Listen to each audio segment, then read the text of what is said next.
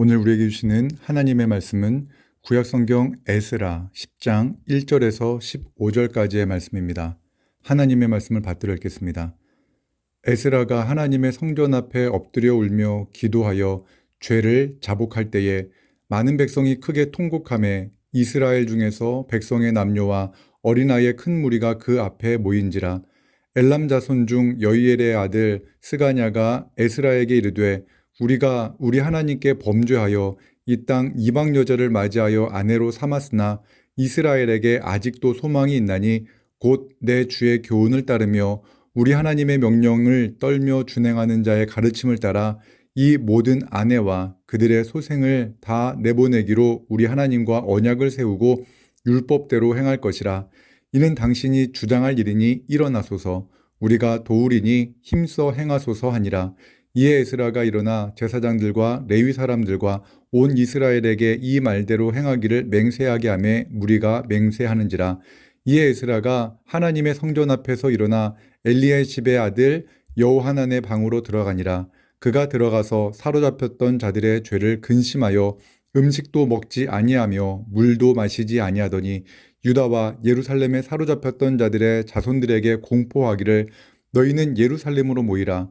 누구든지 방백들과 장로들의 훈시를 따라 3일 내에 오지 아니하면 그의 재산을 정몰하고 사로잡혔던 자의 모임에서 쫓아내리라 하며 유다와 베냐민 모든 사람들이 3일 내에 예루살렘에 모이니 때는 9째 달 20일이라. 무리가 하나님의 성전 앞 광장에 앉아서 이 일과 큰 비 때문에 떨고 있더니 제사장 에스라가 일어나 그들에게 이르되 너희가 범죄하여 이방 여자를 아내로 삼아 이스라엘의 죄를 더하게 하였으니 이제 너희 조상들의 하나님 앞에서 죄를 자복하고 그의 뜻대로 행하여 그 지방 사람들과 이방 여인을 끊어버리라 하니 모든 회중이 큰 소리로 대답하여 이르되 당신의 말씀대로 우리가 마땅히 행할 것이니이다.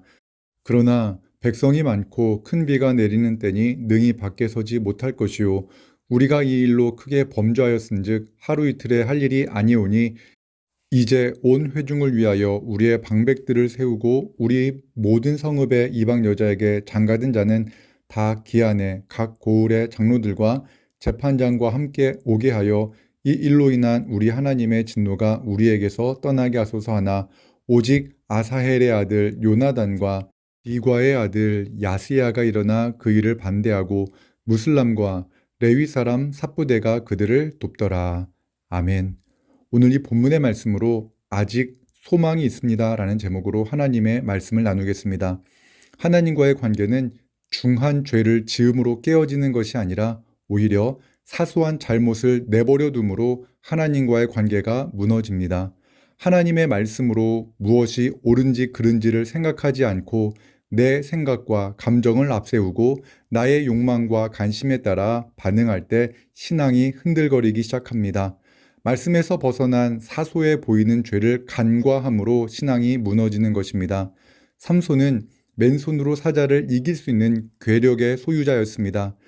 그는 하나님께 받은 힘으로 이스라엘을 이방 민족으로부터 구원해야 할 사명을 갖고 태어났지만 이방 여인에게 마음을 빼앗겨 하나님의 말씀을 망각하여 그 인생이 무너졌습니다. 솔로몬은 세상에서 으뜸가는 지혜자였습니다. 그의 지혜는 하나님을 경외함으로 얻은 은혜의 선물이었습니다. 거룩한 성전을 건축한 솔로몬 왕도 이방 여인들을 아내로 맞이하고 이방 여인에게 마음을 빼앗겨 이방 신들을 위해 신전을 건축하고 이방 신들을 섬기는 죄를 범했습니다. 이방 여인을 맞이해 결혼하는 것은 한 개인의 일과 한 가정의 문제로 보이지만 그것이 아닙니다. 이스라엘 전체를 멸망시킬 수 있는 중대한 죄였습니다. 오늘 본문은 이스라엘의 영적 지도자 에스라가 이 문제로 인해 성전 앞에서 엎드려 울고 있는 장면으로 시작됩니다. 1절의 말씀입니다. 에스라가 하나님의 성전 앞에 엎드려 울며 기도하여 죄를 자복할 때에 많은 백성이 크게 통곡하며 이스라엘 중에서 백성의 남녀와 어린아이의 큰 무리가 그 앞에 모인지라. 에스라 9장 1절과 2절의 말씀에 의하면 이방 여인과 결혼하는 일에 이스라엘의 지도자들과 고위 관직자들이 앞장섰다고 합니다. 에스라는 하나님을 경외하는 마음으로 성경 말씀을 읽었습니다. 그리고 하나님의 말씀에 순종하지 않고 자신의 생각대로 행하는 불순종의 결과를 알고 있었습니다. 삼손이 이방 여인으로 인해 당했던 그 멸망의 길, 솔로몬 왕이 이방 여인에게 마음을 빼앗겨 이방 여인이 섬겼던 우상을 섬겼던 일이 새로 건축된 이 성전에서도 벌어질 것이 분명했습니다. 에스라의 눈에 이스라엘의 미래가 너무 분명히 보였던 것입니다. 에스라의 마음은 답답했습니다. 무언가 변화가 필요했습니다. 그런데 에스라는 아무것도 하지 않고 성전 앞에 엎드려 죄를 자복하며 울고 있을 뿐입니다. 그런데 그때 이스라엘 백성들이 에스라 앞에 모였습니다. 백성들도 에스라의 눈물에 동참했고 그들도 그들의 죄로 인해 하나님 앞에서 크게 통곡하였습니다. 그때 스가냐가 에스라에게 말합니다. 2절에서 4절의 말씀입니다. 엘람 자손 중 여히엘의 아들 스가냐가 에스라에게 이르되 우리가 우리 하나님께 범죄하여 이 땅 이방 여자를 맞이하여 아내로 삼았으나 이스라엘에게 아직도 소망이 있나니 내 주의 교훈을 따르며 우리 하나님의 명령을 떨며 준행하는 자의 가르침을 따라 이 모든 아내와 그들의 소생을 다 보내기로 우리 하나님과 언약을 세우고 율법대로 행할 것이라. 이는 당신이 주장할 일이니 일어나소서 우리가 도우리니 힘써 행하소서 하니라.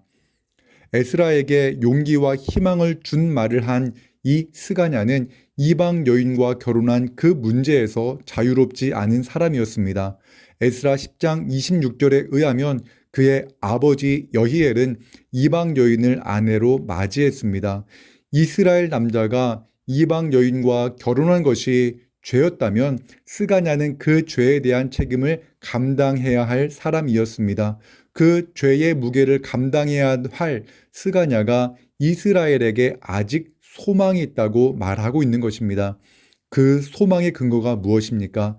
하나님을 경외하는 영적 지도자들과 에스라의 가르침을 따라 자신들이 이방 여인과 그의 소생을 내보낼 것이라고 말합니다. 이 일을 실행할 사람인 에스라 당신은 이제 울음을 그치고 일어나 힘써 행하여야 됩니다라고 말하고 있습니다. 진정한 소망은 어디에서 올까요? 진정한 소망은 하나님의 말씀에서 시작됩니다. 하나님께서는 에스겔 선지자를 통하여 말씀하셨습니다. 에스겔 33장 11절의 말씀을 보면 너는 그들에게 말하라. 주 여호와의 말씀이니라. 나의 삶을 두고 맹세하노니 나는 악인이 죽는 것을 기뻐하지 아니하고 악인이 그의 길에서 돌이켜 떠나 사는 것을 기뻐하노라. 이스라엘 족속아 돌이키고 돌이키라. 너희 악한 길에서 떠나라. 어찌 죽고자 하느냐 하셨다 하라. 소망은 하나님의 말씀을 깨닫고 죄악에서 돌이킬 때 얻는 것입니다. 하나님의 말씀에 순종하겠노라 결단한 사람을 통해 소망은 확장되어 갑니다. 하나님의 말씀을 깨달은 스가냐의 말을 들은 에스라는 비로소 그 자리에서 일어섭니다. 그리고 제사장들과 레위인들과 이스라엘 온 백성들에게 스가냐의 말대로 할 것을 맹세하게 합니다. 에스라의 말에 무리가 맹세했습니다. 이제 드디어 에스라가 행동할 때가 온 것처럼 느껴집니다. 에스라는 아닥사스다 왕에게 죄를 범한 사람들에 대한 처벌권을 부여받았습니다. 에스라 7장 26절의 말씀을 보면 무릇 내 하나님의 명령과 왕의 명령을 준행하지 아니하는 자는 속히 그 죄를 정하여 혹 죽이거나 귀양 보내거나 가산을 몰수하거나 옥에 가둘지니라 하였더라. 에스라는 왕에게 받은 권한을 사용해 하나님의 말씀을 어기고 죄를 범한 사람들, 곧 이방 여인들과 결혼한 사람들을 죽이거나 귀양 보내거나 가산을 몰수하거나 옥에 가두어 그들의 죄를 벌할 수 있었습니다. 하지만 이스라엘의 죄는 이방 여인과 결혼한 사람들을 처벌하는 것으로 해결될 수 없었습니다. 그 죄악의 뿌리는 생각보다 깊었습니다. 이에 에스라는 자리를 옮깁니다. 6절의 말씀입니다. 이에 에스라가 하나님의 성전 앞에서 일어나 엘리야십의 아들 여호하난의 방으로 들어가니라. 그가 들어가서 사로잡혔던 자들의 죄를 근심하여 음식도 먹지 아니하며 물도 마시지 아니하더니 성전 앞에서 울며 기도하던 에스라가 장소를 옮겨 골방에 들어가 금식하며 무엇을 했을까요? 그는 분명 하나님께 기도했을 겁니다. 마태복음 6장 6절에서 예수님께서는 기도하는 사람들에게 말씀하셨습니다. 너는 기도할 때에 내 골방에 들어가 문을 닫고 은밀한 중에 계신 내 아버지께 기도하라. 은밀한 중에 보시는 내 아버지께서 갚으시리라. 아멘. 에스라는 골방에 들어가 사로잡혔던 자들을 위해 기도했습니다. 그는 세상 통치자로부터 받은 그 권한을 사용하기에 앞서 그 골방에 들어가 천하 만국의 왕 되신 하나님 아버지께 기도했습니다. 그 기도 후에 그는 이스라엘 백성을 성전 앞 광장으로 모이라 명합니다. 만일 모이지 않으면 그들의 재산을 몰수하고 공동체에서 쫓아낼 것이라 명합니다. 에스라는 아닥사스다 왕에게 부여받은 권한을 사용해 백성들을 소집합니다. 에스라는 하나님의 말씀을 어긴 사람들의 죄를 벌하기 위해 그 권한을 쓴 것이 아니라 하나님의 말씀으로 백성들을 살리기 위해 왕으로부터 받은 그 권한을 사용한 것입니다. 10절에서 11절의 말씀입니다.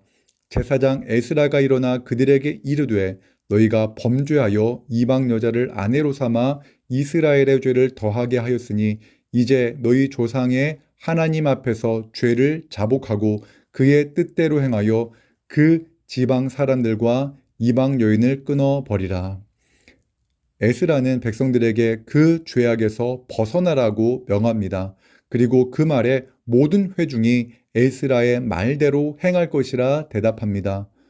물론 그 개혁에 반대하는 사람들도 있었습니다. 하지만 하나님의 말씀을 깨달은 영적 지도자가 있었고 하나님의 말씀에 순종하는 사람이 있기에 아직 이스라엘에는 소망이 있었습니다. 이제 말씀을 정리하겠습니다. 많은 사람이 힘든 시간을 보내고 있습니다. 이 힘든 시기에 우리는 어디에서 소망을 발견할 수 있을까요? 우리도 에스라와 마찬가지로 하나님의 말씀에서 소망을 발견할 수 있습니다. 타인의 죄를 정죄하기보다 말씀 안에서 자신의 죄를 하나님께 회개하는 사람, 말씀으로 오늘을 해석하는 한 사람을 통해 소망의 강물은 흘러갈 것입니다. 더 나아가 은밀한 중에 응답하시는 하나님을 믿으며 골방에서 기도하는 그 한 사람을 통하여 뿌리 깊은 죄악의 문제가 예수 그리스도의 능력으로 해결되고 소망은 현실이 될 것입니다. 오늘 하나님의 말씀에서 우리의 삶의 진정한 소망을 찾는 그런 하루가 되시기를 주님의 이름으로 축원합니다. 기도하겠습니다. 사랑과 은혜 하나님, 우리의 눈을 열어 하나님의 말씀을 깨닫게 하시고 하나님의 말씀에서 진정한 소망을 발견하게 하옵소서. 소망이 필요한 이 시대 주님의 백성들이 자신의 연약함을 고백하며 골방에서 또한 삶의 자리에서 기도하게 하시고 말씀대로 살아내는 은혜를 허락하여 주옵소서. 우리의 진정한 소망 되시는 예수님의 이름으로 기도합니다. 아멘. 생명의 말씀으로 나를 채우사 주의 길 예비케 하소서. 성령의 능력으로 길을 부르사 진리를 선포